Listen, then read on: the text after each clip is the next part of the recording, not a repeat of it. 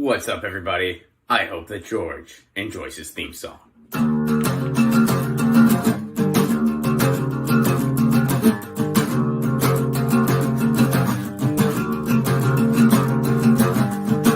So you want to get right to the core. So you want to know what it's all for.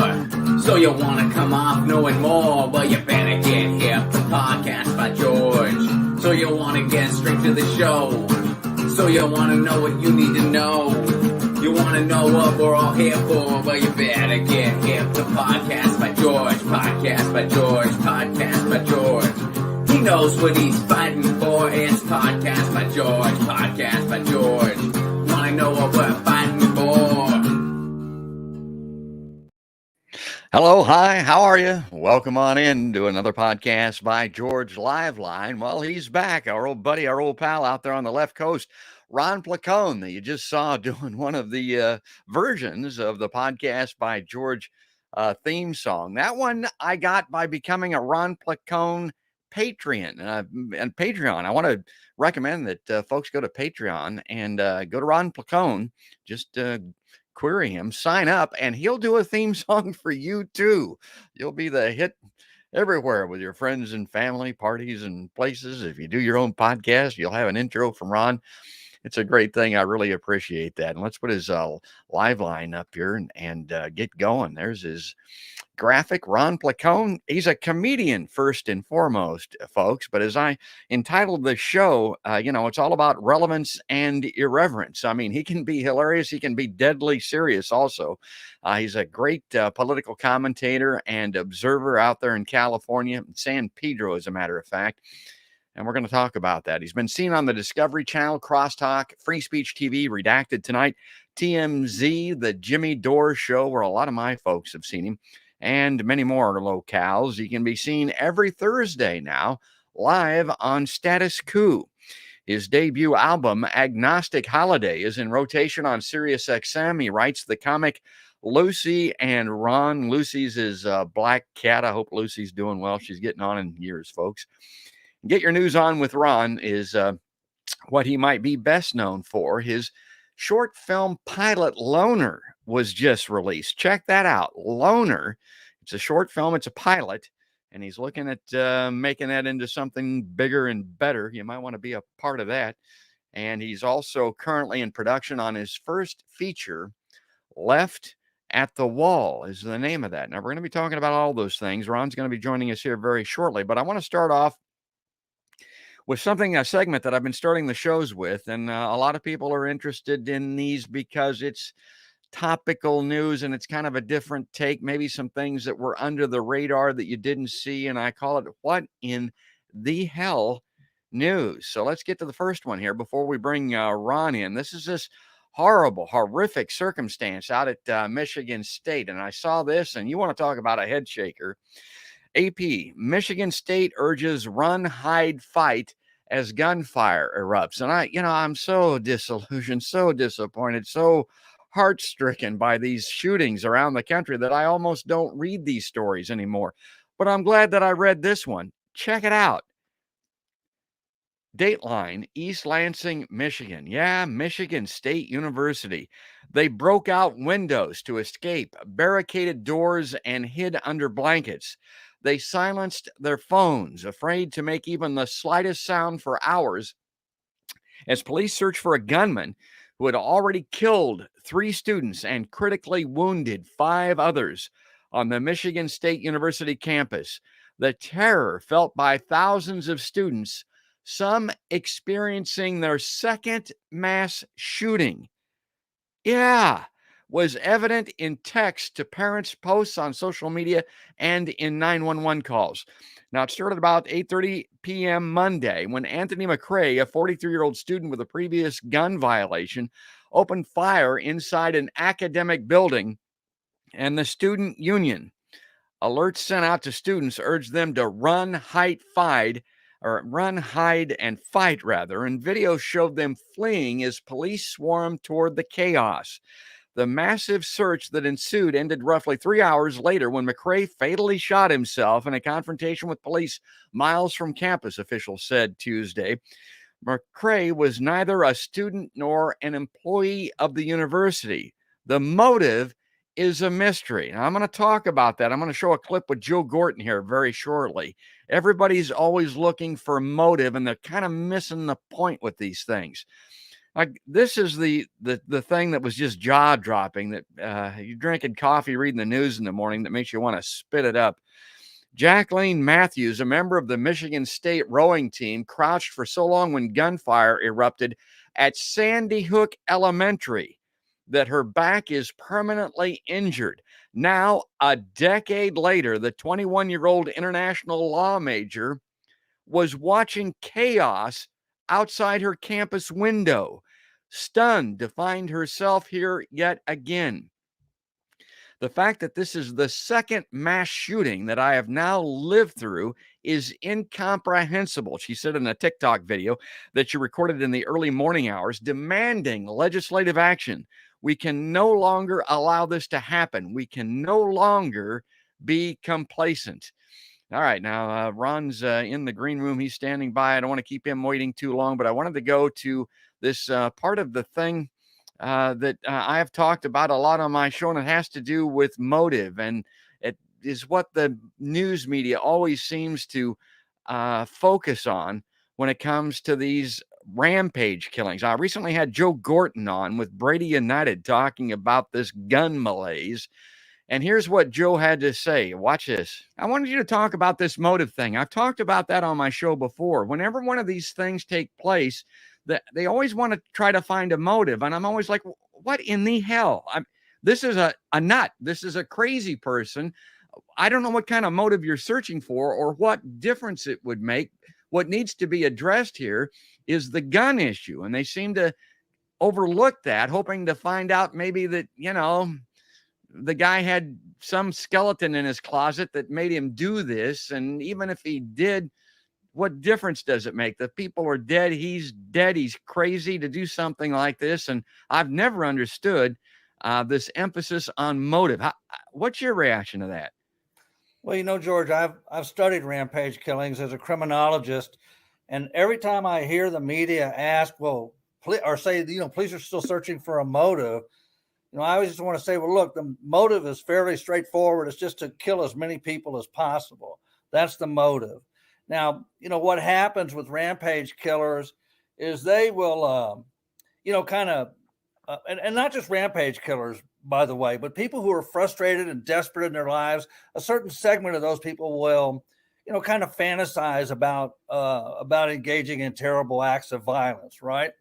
But what happens with the rampage killer is eventually they get to the point to where maybe they'll plan it out and think about it more, maybe even, take some steps in that direction. But even then, a lot of those folks will probably, fall off of that plan and not carry through. But what happens with the rampage killer is there's a precipitating event. He gets fired.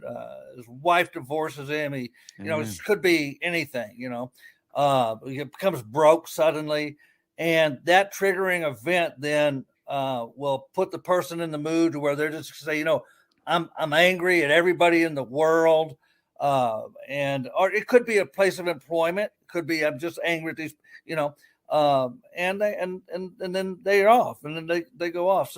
So their only motive is just to respond to this terrible amount of anger, uncontrollable anger that they have. Now, here's the thing about these people. Yeah. They don't just exist in the United States. Yeah. They exist in Canada, Europe, everywhere. But in those countries, guns are not as accessible as they are here. All right, that's a great Joe Gorton with Brady United. You can search him on Facebook or locate him. He's looking for help. He's looking for support in this lifelong battle that he's had on this. He's a criminologist. He's a professor from the University of Northern Iowa. That is Joe Gorton. Okay, this motive thing. Let me bring this up very quickly here. Once again, we're going to get to Ron very shortly, but this is what in the hell story that goes with this. This is just out of the Associated Press today, I think. A woman accused in dismemberment slaying attacks her attorney. What? Yeah. Here's this story. Again, this is going to be a Dateline Associated Press out of Green Bay. A woman accused in a grisly killing and dismemberment case in Wisconsin attacked her attorney Tuesday during a court hearing, moments after a judge agreed to delay her trial. Taylor Chavez, 25, was seated in Brown County District Court when her attorney, Quinn Jolly, asked the judge for additional 2 weeks for a defense expert to review his client's competency to stand trial.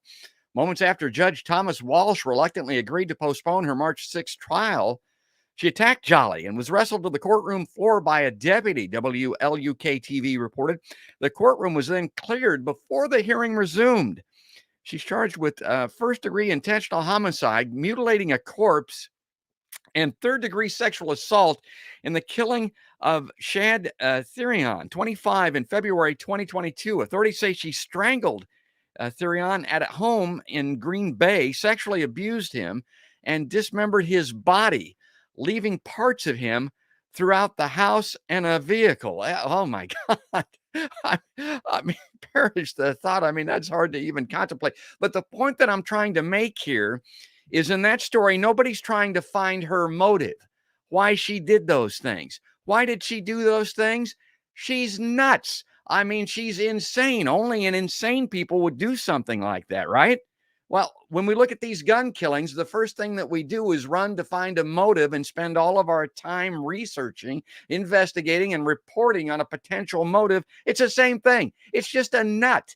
The difference is it's a nut with a gun on a rampage killing.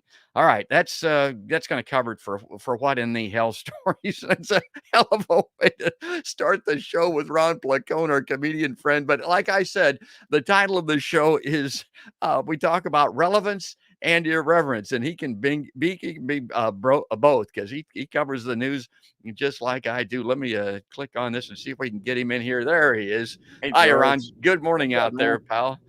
Thanks, Yeah. buddy. How are you? Yeah, great. You probably haven't started too many shows talking about body dismemberments, but Yeah, I mean, it's like, I was tuning in the green room here. Nice to see you're keeping it light up top. Yeah, right at the The beginning. comedy biz. Yeah, that is It's good to see you, pal. Yeah, it is really good. Hey, since I last saw you, check this out. Broke my leg. Yeah, Hockey injury. Yeah.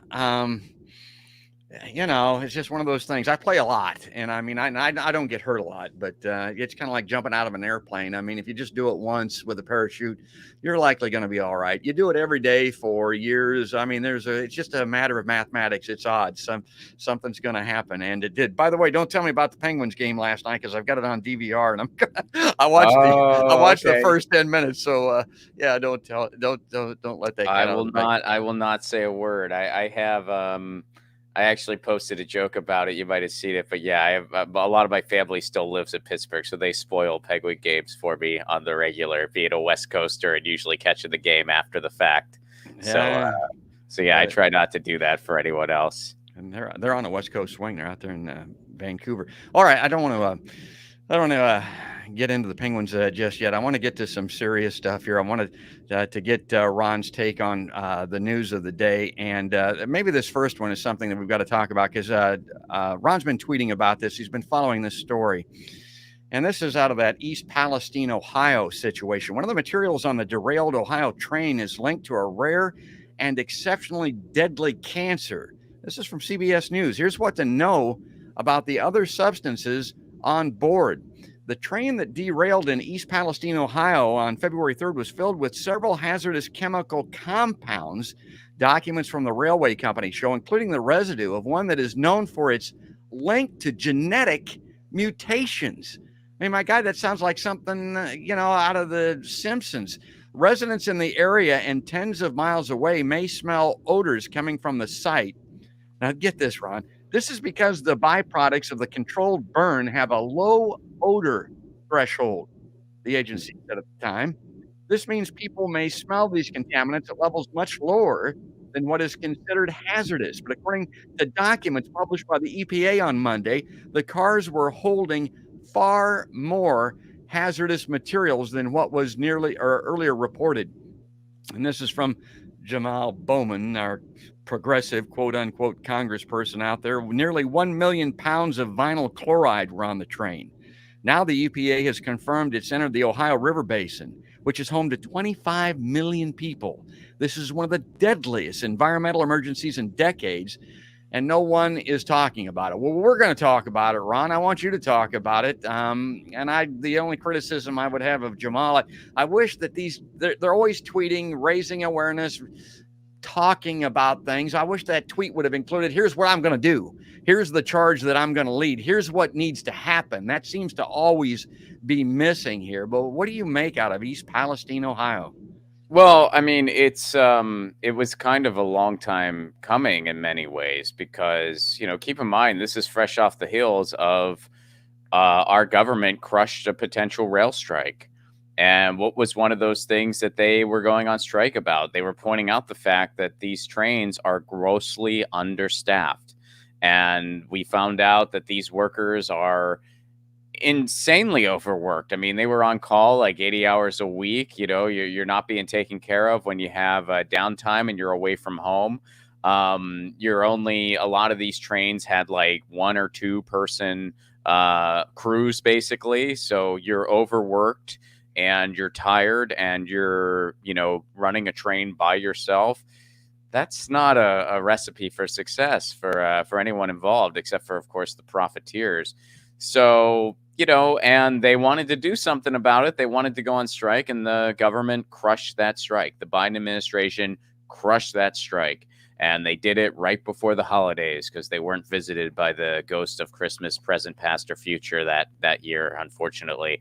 And so that was a big component here. Another big component is the reality that Pete Buttigieg is grossly unqualified for his job. He has no qualifications whatsoever to be Secretary of Transportation. He's done a terrible job with the supply chain. He's done nothing about the airlines. His only idea was to completely privatize our road system, which will be a disaster if it ever moves forward. So there are failures at every step in government here. And it's not just the Democrats. This is a bipartisan effort. Republicans helped screw the strike too. And, we're really seeing the effects of it now. So this has been a failure of leadership from the beginning till now. And nobody's talking about this. Like literally, it's heading towards. I mean, I have family in Pittsburgh, and among my family in Pittsburgh is my pregnant sister, and they're not even aware of a lot of this stuff, and they pay attention to the world. It's not like they never read the news or anything like that. Like they're pretty well informed people, and I was saying. Because my dad, he was like, that's nowhere near us. I'm like, yes, it is. Yeah. I'm like, you got to be wearing masks outside right now. And you got to be real careful. I mean, right now, my sister pretty much doesn't leave the house except to go to her, like prenatal appointments or whatever. And it's very disturbing what's going on right now. And the fact. It's in the air. I mean, yeah, and that's the irony of the couple of things in this story. Number one, that part that I read, well, you can smell it when you breathe, but it's not going to hurt you. I mean, come on. If I can smell it when I breathe, it's probably got the potential to hurt me, particularly as lethal as these things are. Like, my God. And then let me bring this up on screen here. This goes a little bit more to what you were talking about there with Buttigieg and the criticism of him. I'll tell you something about Buttigieg. He's well known here in Iowa. He won the Iowa caucuses supposedly after that. That stupid app and all that when it went down. And I mean, we advanced him and he got off to a flying start because of Iowa. This guy's not just qualified not to be transportation secretary. He's less qualified to be president of the United States. He was a short-term mayor in South Bend, Indiana, really is his only public service qualification. And what a lot of people don't know about his background, maybe some know about the lack of qualification, Ron, nobody talks about this. He's a spook. He's Navy intel. This guy is, again, out of the military-industrial deep state complex that is running and ruining the world. I tell people, my God. And what is the insult to the injury with Buttigieg? He can't tell you anything about where he's been and what he's done because he was in intel and he was a part of that think tank, that group, whatever the hell that thing was, McKisson or whatever that was, where he can't talk about that either because of an NDA. So, I mean, Buttigieg is he's up to this and I don't know what he's going to do about it, or he is starting to talk about it a little bit now anyway. Yeah, well, I mean, he's also not going to tell us what goes on in those wine caves where he has his big donor meetings. You know, let's Yeah, be that's honest. right. This guy was just part of the clown car that was meant to make sure Bernie Sanders didn't get through a primary. He helped make that a reality, him and all the others, and he got his reward for it. And the reward he got was a job he's grossly unqualified for. And we, the people, are suffering because of it. And should Biden not seek re-election, he is one of the top contenders to be shoved down our throats. And, he'd likely lose to whoever the Republican is, honestly. I mean, I don't see any of the Biden clones, which is, Kamala, Buttigieg, the list goes on and on. I don't see any of them, beating a Republican in 2024. So it's including brace yourselves. Yeah, out there in California, talk a little bit about Newsom. I mean, they're talking about him maybe being in this mix somehow. He is, for a progressive. I mean, he's not well liked. This guy's a frack head. Newsom is, right? Yeah, he's a big. I mean, to be fully transparent here and above board, he did finally put a stop on fracking, new fracking permits in California. Finally. But it was like one of those things. I mean, he was handing them out like candy for so long. It was far too little, far too late. Is it better than expanding it? Of course. But it was kind of like he finally had to do that because people were really starting to get fed up with him. And he could see that everything was slipping. So he kind of had to put a stop to it. So, but he's not been great for this state. And when he was threatened with the recall, he finally did a couple okay things because he was scared he was going to lose his job. And then he went back to being, corporatist Newsom. Calling him a progressive is I mean, that term's lost all of its meaning. Yes. Like it's completely lost its meaning. But no, he's not progressive at all. And the other big thing he does is it's very clear that he does want to run for president. Things could still change between now and 24. But it's obvious he wants to run for president because the way he behaves, there's certain things that he has not supported because he just doesn't want to look like he doesn't want to have that look on the national stage, even though it's something that most Californians want, that most Californians are for. He won't get behind it because he wants to get those votes across the country probably sooner than later.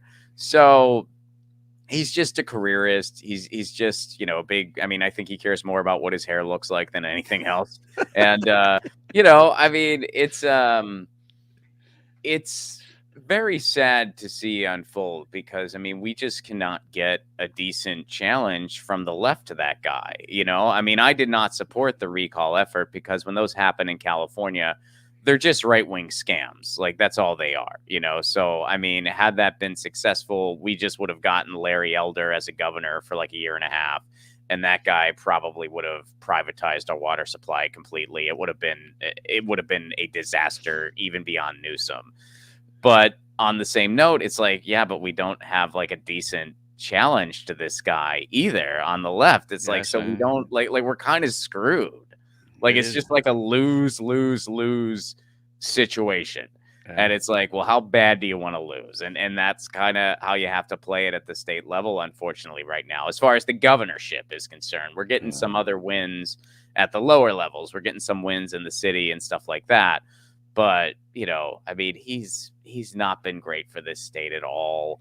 And, but it's kind of like no one can move him, like he's just immovable.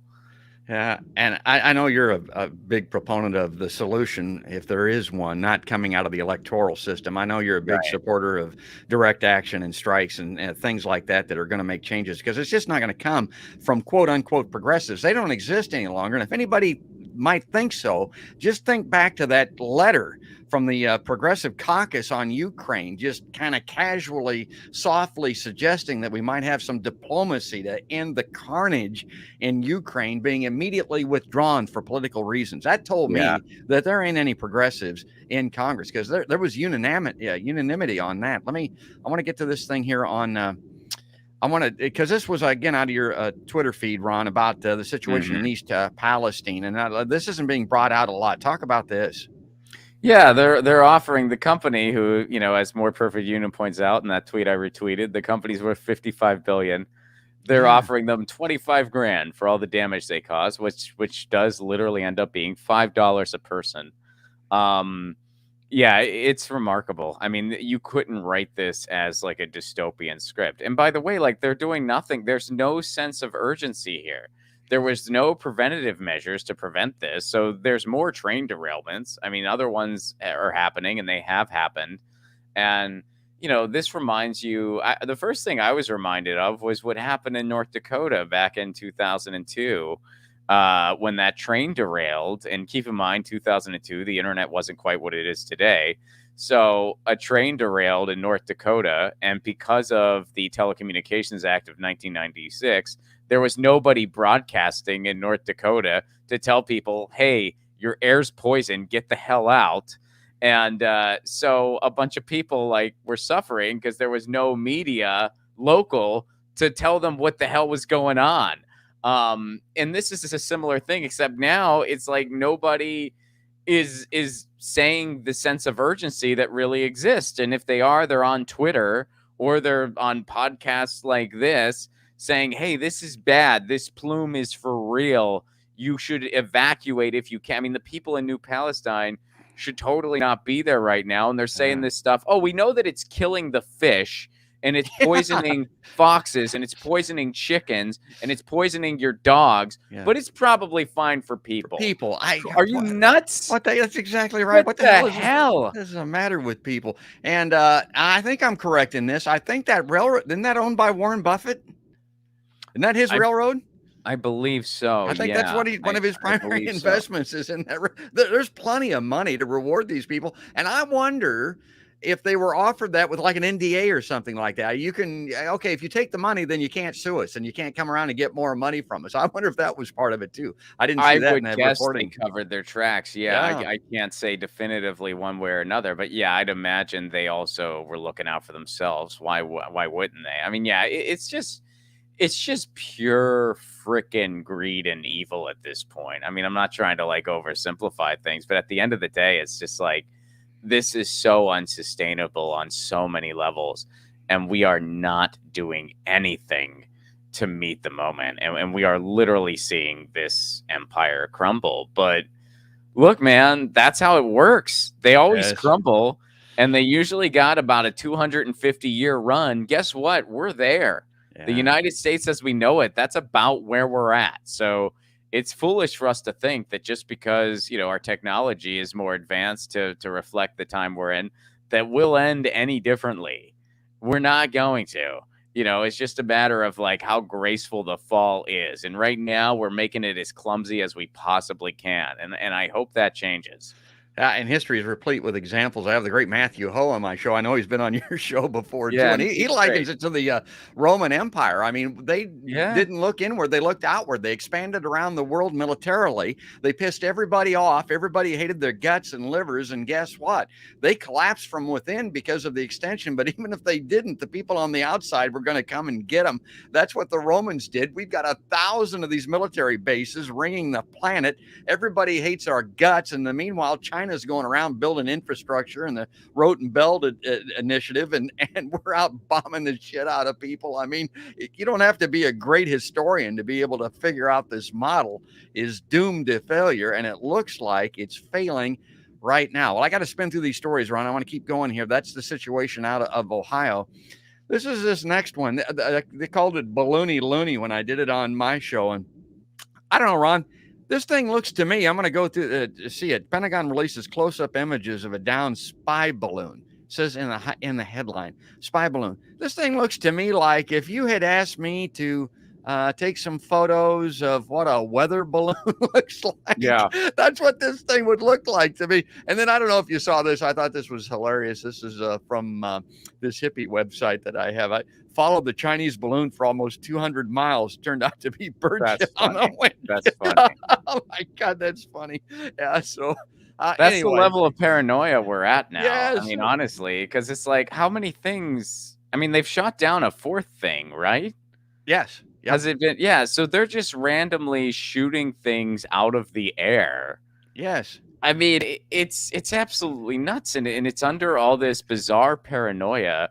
If China wanted to spy on us, we all have TikTok right now.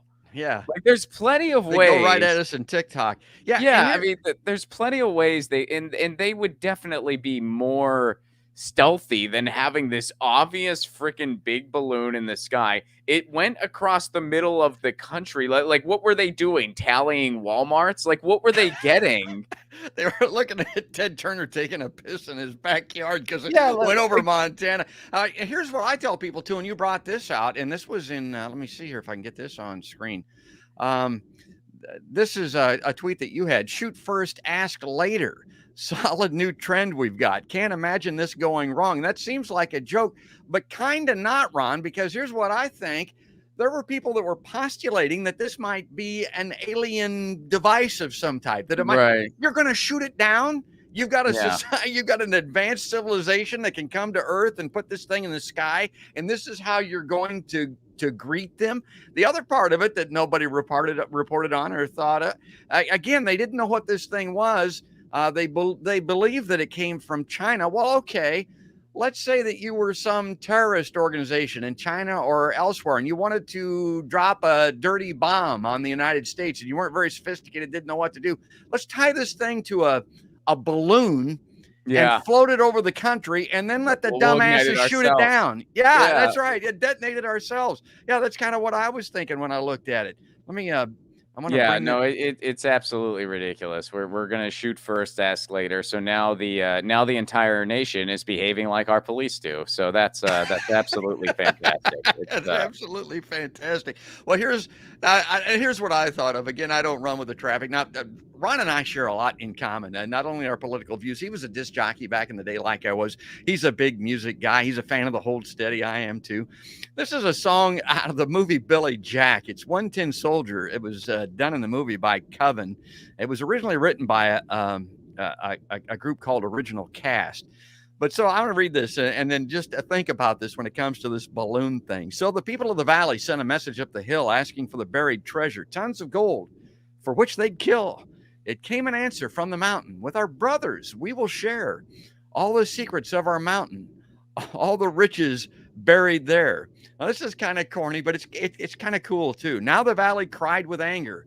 Mount your horses, draw your sword. And they killed the mountain people, so they won their just reward. Now they stood beside the treasure on the mountain, dark and red. Turn the stone and look beneath it.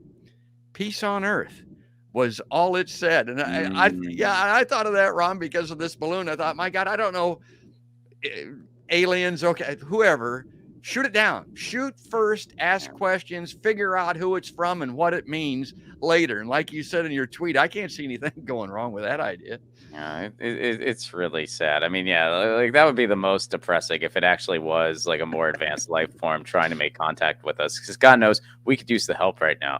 So, and I'd like to, I mean, I personally, and this just goes into the belief category. I can't prove this, but obviously, but I would like to believe that there are more advanced civilizations than us out there. I think it's very probable.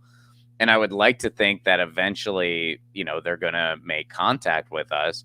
Although I think we've proven that we're certainly not ready for it. So I'm hoping that that's not what that was. And I would like to think that those more advanced civilizations are out there and they're like, okay, we're not going to Earth anytime soon. Or if we do, we're certainly not going towards the United States. Maybe we'll go somewhere else. Well, there's a 99% chance that it's not anything to be worried about. It might be a surveillance balloon. Oh, that's hard to believe. Like Ron says, I mean, my God, they're surveilling everything with satellites and TikTok, for God's Yeah, I sake. mean, Why would it's a weather balloon is more likely? I mean, that's what I got to believe. And then if it is, look at how the media frenzy and the propaganda and all of this held the nation's attention, and people went nuts over this, thinking about aliens and everything else. My God, what a commentary on American society. It's weird. well, the Chinese government said, like according to at least what I saw on Twitter, like they were saying that, hey, we reached out to the United States ahead of time and we told them that some of these weather balloons went off course and to be aware of it. And of course, the United States was like, well, we're shooting it. Which is, it's like, that's ridiculous. That's what we do. And absurd. Yeah. That's what we do. Yeah. So, I mean, look, I'm not going to sit here and say that the Chinese government is perfect. Of course, they're not. And of course, we could criticize things about their government the same way we can criticize things about our own. But I think in this case, what they said is very plausible. Like, I don't think they're lying in this case just because their story sounds so much more reasonable than all the things we're coming up with. Like, no, they have this super noticeable balloon, and that's how they're spying on us. Jeez, Like what a spy. Yeah, like they're very advanced technologically, and they like they do invest in infrastructure the way we are causing war and carnage around the world. Well, they're going to places and building. You know, I mean, you could argue it's definitely out of self-interest, and it probably is. But I think that building things is a lot better than bombing things. So I would take that foreign policy approach over ours. And it just seems like that's so plausible. Like, why would they have this obvious balloon in our airspace? Why would they want to antagonize the U.S. like that? It just doesn't seem like something they have any interest in doing. Right now, they're watching us and they're thinking, wow, you people are nuts. You people didn't do anything to help your citizens during a pandemic. You just completely let it rip. And you are, I mean, there's quotes from like the Chinese government saying like, look, America, the United States is just disabling generations of their own workforce, you know, because it's still all about capitalism, baby. But, you know, like they're basically saying that about us. So from their perspective, you know, the perspective of their government, I don't see why they would have any reason to like antagonize us with a balloon. It just doesn't make any sense. So. And it defies common sense, but we have so little of that, it seems like, these days. And again, from the Chinese perspective, we're doing a great job of self-destructing, as Ron was talking about. We're imploding. We're collapsing from within. I mean, they don't really need to endanger themselves with a balloon that's going to start a nuclear war or some damn thing. All right, let's get to this next story because I want to bring this up. Ron, I got to tell you, 99.9% of my audience, the people in the Midwest, have never heard of this, but this is a big story. And I know it's big with you. And it's this Gigi Sohn situation. Talk about this for us. So Gigi Sohn, for anyone not in the know, is Biden's appointee to the FCC. And the FCC right now is in a 2-2 gridlock, which means they basically can't do anything. Now, what does the FCC do? Well, the FCC, of course, rules on matters of communication and communications vehicles, be it radio, television, the internet, and so forth. One of the big issues that the FCC has been dealing with is the issue of net neutrality, which net neutrality means that the internet is free and open. It goes like flowing water. So if somebody is watching this podcast or somebody is watching a video on CNN.com, even though CNN.com, I'm assuming, has a lot more financial resources than Podcast by George does, the videos load at the same speed. They can't prioritize CNN.com over Podcast by George, and they couldn't charge content providers fees for such a thing or anything like that. The internet basically has to flow like flowing water, and you can't discriminate regarding content on the internet if you're an internet service provider. That's what net neutrality is. Over 80% of Americans are for net neutrality because why would that be something you're against? We've had it since the invention of the internet. But the big cable companies, don't want to follow that because they can make more money if they're not bound by net neutrality laws. So they got net neutrality repealed in 2017. We officially got it on the books in 2015. It was one of those laws that was assumed, but it wasn't like cemented into law. So when the cable companies took it to court in like 2014-ish, the court ruled that the cable companies don't have to follow net neutrality because we didn't solidify it into law by making the internet a Title II classification. So in 2015, we did. Obama's FCC did do that. It wasn't necessarily because they wanted to. I think it was because of a lot of public pressure. But regardless, they did it. So we won that one. Then Ajit Pai and Trump's FCC repealed that. Well, now, if we get a pro-net neutrality FCC, which with confirming Gigi Sohn would give us that, we're going to get net neutrality back. The powers that be really don't want that. So they have been smearing Gigi Sohn for 2 years and counting now to try to prevent her from being appointed. To give people a point of reference, an FCC appointee from the president, whoever's in the White House, it typically takes a couple weeks. This has been 2 years. She has had this, her third hearing was yesterday, and it was a circus. It was just a bunch of right-wing smears. And it isn't just Republicans. I mean, there's some Democrats holding out on her too. And let's be honest, Biden's kind of indifferent to all of this because he's not a big net neutrality proponent himself. I mean, he started his campaign with a bunch of Comcast executives. Yes. They're a staunchly anti-net neutrality company. All of the big cable companies are. Oh, and guess what? Those same big cable companies, they own all the cable news networks, folks. So that's why you don't hear about this ever. That's why nobody frickin' talks about this. But guess what? If they get their way, our internet's going to look like cable television 2.0, and stuff like this won't be able to exist anymore. Yeah, so like it's a pretty serious freaking issue. If you give a hoot about media democracy, if you give a hoot about being able to exchange news and information and ideas in our global village, without net neutrality, we won't be able to do that anymore, literally. So it's a pretty huge deal.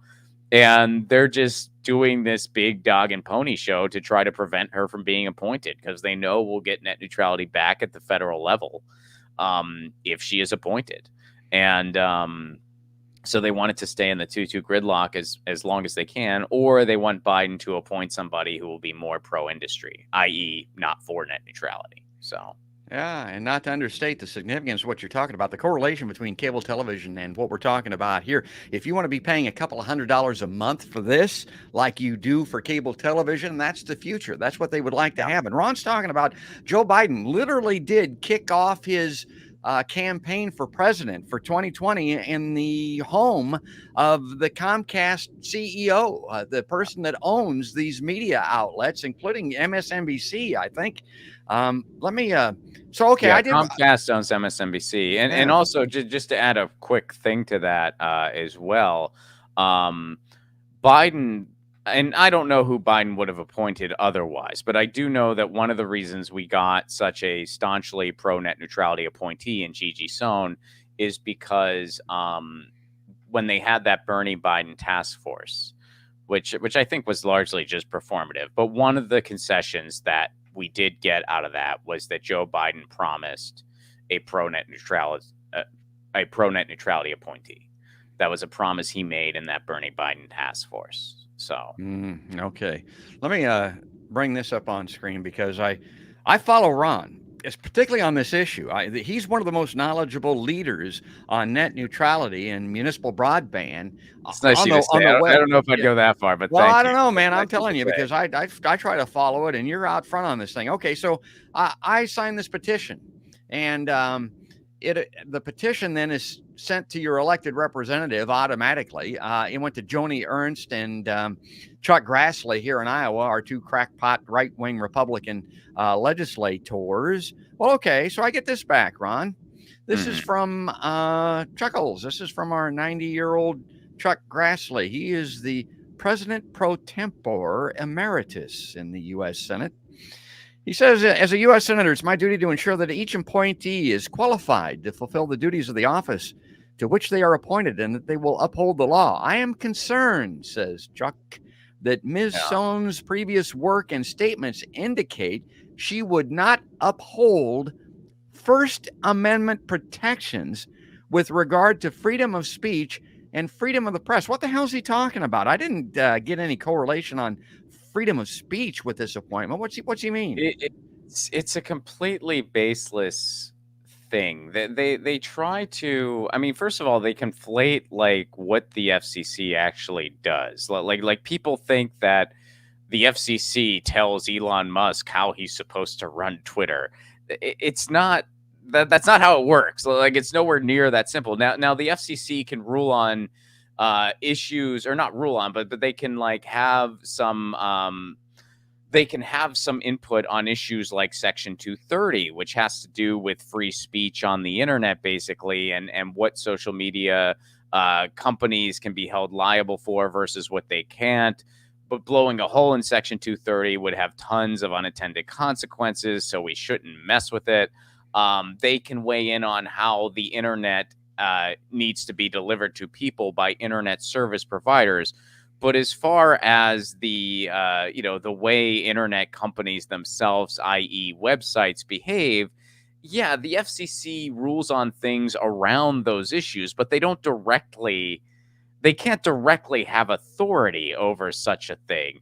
So I think what he's referring to is like she has tweeted certain things about she's not a fan of Fox News. She's not a fan of who is the oh geez, I'm having a brain fart right now to the name. Newsmax or No, actually, well, put a pin on that. I'm thinking of who's the Kavanaugh, Brett Kavanaugh. Oh, okay. She tweeted about Kavanaugh. So because Chuck Grassley in his elk, although Chuck Grassley actually has some okay policy pieces of policy that he took part in when it comes to antitrust, but that's a whole separate thing. But Chuck Grassley and his ilk, they entertain this narrative, which is just, data-wise completely false, but they entertain this narrative that somehow right-wing media is being stifled by social media companies, despite the fact that the people who own social media platforms are very conservative themselves. And statistically, the opposite is true, because Facebook is all about algorithms to keep you on Facebook. So it actually favors more conservative-leaning media, because I guess like out of Facebook users, it tends to lean a little more conservative overall. So, it's complete nonsense, like the narrative they entertain. But then they use that to say, oh, well, she might not uphold First Amendment protections. The irony here is she has a history of actually doing the opposite and being very pro-free speech. And she actually has the support of people from OAN and people from Newsmax. And the reason they support her is because even though they disagree with a lot of her personal politics, which, by the way, just for the record, I disagree with some of her personal politics. She apparently doesn't support defunding the police. I do. She, in the hearing yesterday, she referred to Edward Snowden as a Russian asset. I strongly disagree with that statement. Oh, yeah. That is not fair at all. So I have some political disagreements with her. But that's not what this is about. Yeah. But that has nothing to do with how she'd be as an FCC commissioner. So it's like, of course, I still support her as an FCC commissioner. That has nothing to do with how she would vote as an FCC commissioner. So it's irrelevant.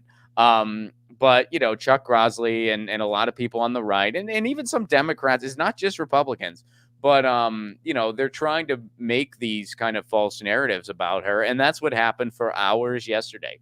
I mean, you had Ted Cruz. It wasn't even he was making a mountain out of a molehill. He was inventing a molehill and making a mountain out of it, because he couldn't even invent a mountain. So he had to invent a molehill.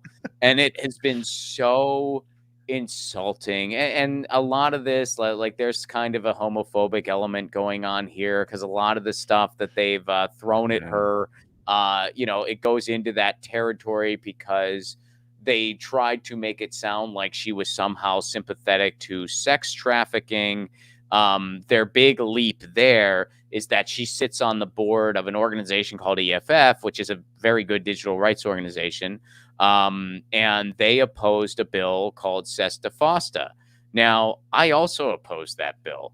You know why? Because I actually looked into it. And what Sesta Fosta did was it had gross breaches of data privacy. It would have had huge impacts against free speech online, especially that among marginalized communities.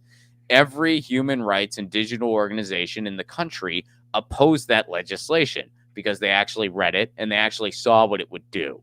Now, the supporters of that legislation said that the purpose of that bill was to stop sex trafficking, which of course everyone is against. It's a terrible thing. But all the experts who really looked into that bill, they actually concluded, guess what? This would make it harder, not easier, to stop sex trafficking. This is very misguided legislation. But still, the supporters of that bill tried to paint opponents of that bill into being somehow sympathetic to sex trafficking, which is completely false and insulting on so many levels. So they tried to pin that on Gigi Sohn. So it's absolutely gross what is going on. And again, I mean, net neutrality is not the most clicky topic. I get it. It's not the most sexy topic. It involves kind of a deep dive. But guess what? If it's ever sexy, it'll be because it's too freaking late. Because it'll be because we lost it. So I don't want it to get to that point. I mean, we technically did lose it, but guess what? A bunch of states have their own net neutrality laws. Here in California, we have one. So that's the reason the country hasn't seen a lot of effects yet. These ISPs, internet service providers, they can't unroll these huge anti-net neutrality packages because there's so many states that they wouldn't be able to operate in. But, once they get over that barrier, we could be in a lot of trouble here. So, that's my big concern about it. We're going to lose this. I mean, the truth tellers that I follow that are like Ron Placone, they're on the left, folks. That'll all go away. I mean, it'll all cost money. I mean, these people are followed because they're telling the truth, and you can also follow them for free or very little cost on the web. And they're wanting to change all of that. I mean, my God, take it clear to the top. No WikiLeaks. If you look at it like that, I mean, you won't be able to access that kind of information. You won't be able to get it. Okay, well, we're running out of time here. Well, can we also, before we get off this topic, can I just mention to people the petition that you're referring to that I would like to encourage everyone to go to? Please go to battleforthenet.com and sign that petition. That's a petition from Fight for the Future, the organization I collaborate with. Battleforthenet.com. Please sign that petition and let your officials know that we demand the confirmation of Gigi Sohn. All right, let me see here. I'm going to see, and let me see if I get this right. Battle for, just like that, Ron, is that correct? There you go. That's it. All right. Battleforthenet.com. That's all. And it takes about 30 seconds to sign. So please, please, please, all the podcasts by George folk here, please sign that petition. Yeah, do it. I did. And you'll get a nice letter, a bunch of BS back from Chuck Grassley almost immediately. Yeah, I mean, it's so sad that that's the form he's sending back. The franking privilege that they have to be able to, extend the propaganda. Okay, the title of the show, Relevance and Irreverence. We've talked a lot about the relevance. Ron, before we lose you, I want to talk about your tour and the shows that are coming up. I know you got one coming up in Minneapolis. I got my eye on that one. But I wanted to play. Now, Ron doesn't know that I'm going to show this, but I'm going to play this to give people an idea of what you'll see at a Ron Placone show. And then we'll talk a little bit about his project. Sure. So the big thing about Jethro Tull, it's okay if you don't know who they are, but the big thing about them, there's two big things about them. One, they use the flute in their music. They got a flute player. And the other big thing is that apparently, allegedly, they never did any drugs. I do not believe that second part. Because in the mid-'60s, the following conversation, hey man, do you want to start a rock and roll band? Yeah, I want to start a rock and roll band. Okay, cool. I'm going to play the flute and sing. That didn't happen between two sober people.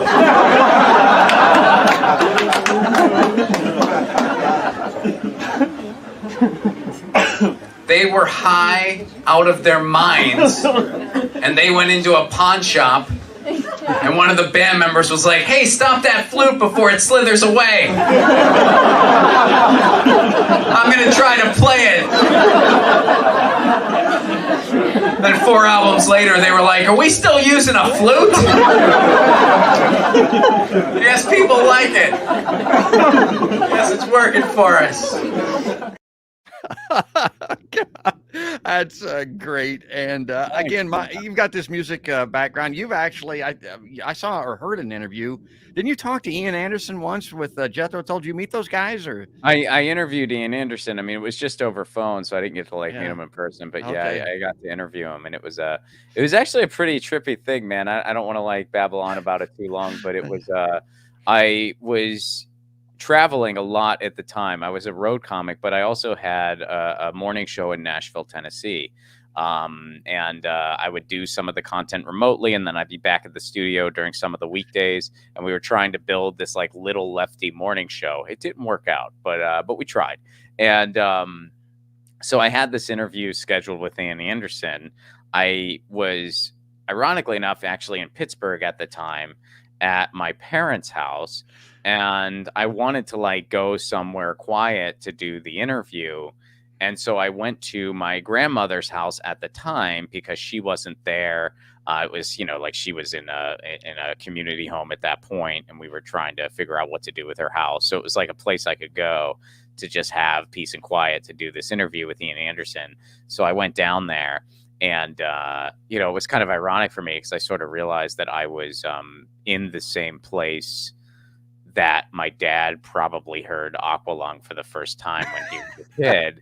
And it was also like he was introduced to that by his older brother, my uncle, who, we were all very close with, and he actually had passed away recently, at the time. So there was a bit of like a sweet nostalgia. And I was kind of having that moment after the interview. I was thinking about my uncle and I was missing him. And I was thinking, well, isn't this kind of a neat special thing that chances are this is the same room my dad heard this album for the first time. And then my dad introduced Jethro Tull to me. And all these years later, I'm interviewing Ian Anderson. And here's where it gets a little trippy, George. As I'm having that kind of moment, I get a freaking phone call, and it's from my uncle. Now it was just my aunt had pocket dialed me from his cell phone. That's all that happened. I mean, he was no longer with us. Yeah. But it was still very trippy to like be having that moment. And then my phone rings, and it is, my uncle. I mean, some would argue like maybe that was sort of a sign. I mean, it is pretty, what's the word for it? Like pretty trippy is the only word that's coming to my mind, but it's pretty trippy that my aunt accidentally pocket dialed me at that exact moment from his phone that she still, had. Oh, right out of my era. My God, Jethro Tull, great thought of. And a lot of times it's kind of a flute band. There were a few others. Marshall Tucker comes to mind. Canned Heat had a flute in a lot of their music. Giant. Yeah, and Burton Cummings with a Guess Who had a little bit of that in there too. All right, we're out of Genesis, time here. Genesis. There you go. Yeah, let me bring it. Ron's involved in so many different projects. Let me bring these up on screen. Tell us, I've got 2 or 3 of your projects coming up.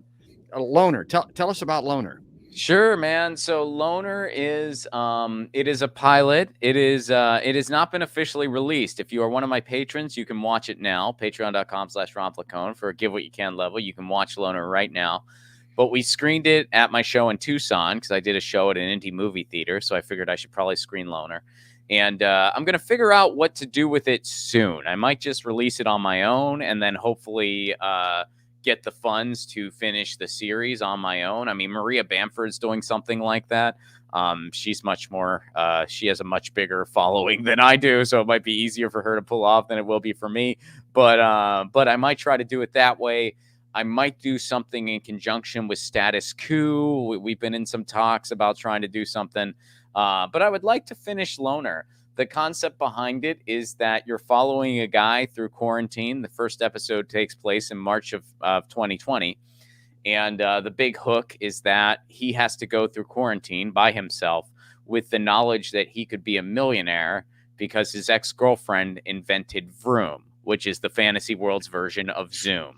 So had he helped her and given her an investment when she asked for it, he would be a millionaire right now, but he didn't. She went on to marry somebody else, and he's always been in love with her, and he has to kind of go through that, and he's sort of wrestling with himself and trying to figure himself out. I don't want to give away any spoilers, but I will be honest. It is a huge beating you over the head as an anti-capitalist show, like everything I do. But yeah. So that's the premise, and I already know how the series is going to end. But the first episode, we finished it a little while ago. I've been trying to figure out what to do with it. The cool thing about it is the only person physically on screen is me. So it's a very easy thing to do from a production standpoint. Everybody else is just like VO and stuff. So like Yeah. voice. So yeah, that's going on. I'm still working on my movie Left at Wall. So this is sort of a transitionary moment for me where I'm really trying to, make that jump into a more scripted world, kind of like a Boots Riley type presence. That's something I've always wanted to do. And, I'm just kind of going for it now. I'm hoping that's the next chapter for me. There's So Left I'm at working Wall. on that. How And about then Lucian? Yeah. Lucian. Yeah, we'll mention Lucian. And so Lucian is a historic interpretation of Lucian the satirist, which is a writer from 125 AD. He would go on to influence a lot of the writers from the Renaissance. And what I did, which, by the way, you can watch my performance as Lucian if you are a patron. It's not available to the public anywhere, and it's not going to be anytime soon. But you can watch the entire show if you are a patron, patreon.com/Ron Placone. What I did for that was I literally read some of his work. He was very funny, but I read some of his work and then I made like a show about it. Like I made like basically, I guess it's stand up, but it's not as, I mean, it's more kind of like storytelling with like some jokes and stuff. But I basically made a one-man show based on his work. So I would take some source material of his, read it, and then come up with something. How would he tell this as a joke in 2023? So that's Lucian. I premiered it in my neighborhood in San Pedro. Then I got to do it at the Fresno Renaissance Fair in Fresno, California. I'm hoping to get some more Renaissance fairs this year, maybe start doing it at colleges some. And my goal is to eventually take it. He spoke, like the main hubs for him throughout his career was Rome, and Athens. And then eventually he kind of I don't want to spoil anything about the guy because I want people to come see the show, but let's just say I am a firm believer in not having any heroes, and Lucian kind of fits that mold based on kind of what he did towards the end of his life. So he wound up in Egypt. So I eventually want to do the show in all those places. I want to do it in Athens. I want to do it in Rome. And I want to do it in Cairo. So that's sort of like a long-term goal. And I guess, like here in LA, one of the big things that they always tell you to do if you're like a comedian or whatever is they always say like kind of have the type of career you want to have in mind, like who's someone, not necessarily that you want to emulate their work, but you want to have the type of career that they had as far as what you're putting out into the world. And I might be the only comedian in Los Angeles where my answer to that question is Roberto Benigni, because he started making movies when he was in his 30s, and he did a historic interpretation of Dante Alighieri for years. I think he might still do it. So and I like a lot of what that guy has done. I haven't seen all of it. I saw his Bella Vita movie, and I've seen Down by Law. I actually haven't even seen his Pinocchio, so I don't know if I like it or not. I've never seen it. But, as far as like what he put out into the world and the way he did it, that's somebody whose career I would kind of like to have. So, like we have all these parallels. He did Dante. I'm doing Lucian. He, started making movies in his 30s. I'm trying to do the same thing. I'm in my 30s. So we'll see how that goes. And plus, the Italy thing. I mean, I have family out in Italy and stuff, and I'm trying to make that more of a part of my life too. So yeah.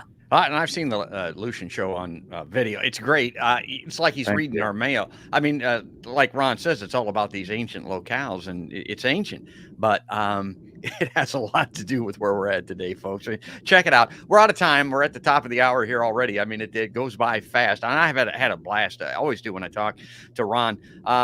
Tell us the shows, how to get tickets and all that kind of stuff, and maybe we'll end that way, Ron. Yeah, sure. Thanks for going a little long for me, man. I always enjoy talking to you, and I hope I didn't babble on too much. But yeah, I am on the road some. I'm gonna be Los Angeles, April 14th. I'm doing my 2023 hour here in Los Angeles because I'm getting ready. I'm actually gonna be in the Edinburgh Fringe Festival this year, so I'm getting kind of tuned up for that. So I'm gonna be doing some shows in LA, April 14th. I'm doing my hour for the second time. The first one was February 10th. It was a blast. So April 14th is the second one. May 12th is the third. And then I'm going to be in the Midwest for a little bit. Shows that have been confirmed already: June 16th, Madison; June 17th, Minneapolis; and June 29th, Chicago. I'll have some more dates before that's all, before we put a bow on that. But stay tuned. You can get tickets at ronplacone.com. And by the way, for all those Midwest shows, get your tickets now, because if you use the promo code Lucy at checkout, you get discounted tickets. I do early bird specials this year. So go to ronplacone.com, use the promo code Lucy for those Midwest shows, get discounted tickets. And also, the other small thing I'll point out here, one of the things I'm doing for all my tour dates this year, if you are currently on strike from a job, like you're on strike or you're part of a union effort and you want to come to my show, you get to come as my guest. So just email me, send me the details, and we'll work something out. So ronplacone.com for all that. Yeah, save yourself some money. Put Lucy in there for that code. My wife wanted to know how she's doing. How's Lucy? Lucy's good. I mean, yeah, she's she was a little sick there. I guess it's been a couple years now that she got sick, and but they found the right medication for her. So, she's doing good. She'll be 17 this year. So, wow, my cat Lucy, that's great. She's still doing good. All right, pal. We got to wrap it up. I got to get out of here. Ron, thanks again, as always, for coming on this edition of the Podcast by George Live Line. Thanks, George. Always a pleasure, man. Be well. Yeah, thank you very much. And folks, I'll tell you, if you like seeing Ron Placone, if you like watching Podcast by George, I'll wrap up here the way that I always do. Go to podcastbygeorge.com right after you go to Ron Placone and get some tickets. But go to Podcast by George. You can sign up for free for all of my online shows. The platforms are there, Facebook and YouTube. You can sign up and subscribe, and you'll be notified if you ring the notification bell on YouTube when the shows are coming out. And then, of course, you can listen to them in audio only if you prefer on Spotify, iTunes, the iHeartRadio app, and all of those places. Those little icons or badges are there as well. And you can sign up to just get audio in your car or on your phone if that's what you like to do. But that is going to do it, folks. That's going to wrap it up. That's all there is, and there ain't no more. That's another podcast by George.